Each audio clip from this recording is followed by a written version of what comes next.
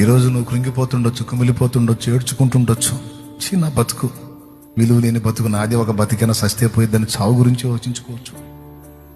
నువ్వు ఏ విధంగా దిగజారిపోయావో, నీరుగారిపోయావో, కృంగిపోయావో భయపడుకు బిడ్డ. నా దేవుడి రాత్రి నీతో మాట్లాడుతున్నాడు.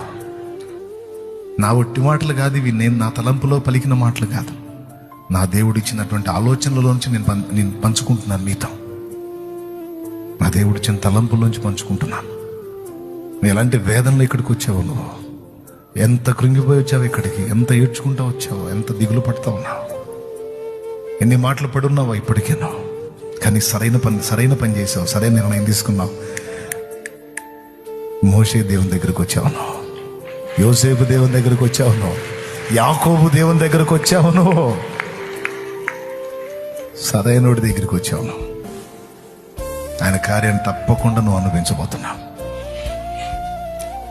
అనేవాడిని అనని, నవ్వేవాడిని నవ్వని, ఎగతాళి చేసేవాడిని చేయని, పర్లా. అవన్నీ ఉంటేనే రేపు నీకు సాక్ష్యాలు. అవన్నీ లేకపోతే సాక్ష్యం ఏం చెబుతావు రేపు? అవన్నీ ఉండాలి, పడాలి, అనాలి. అన్నోళ్ళందరూ నీకు గుర్తుండాలి, వాళ్ళు ఏమన్నారో కూడా నీకు గుర్తుండాలి. ఆ బాధలని నువ్వు పడి ఉండాలి, అవన్నీ తినుండాలి. ఉంది, ఒక టైం ఉంది. Just wait.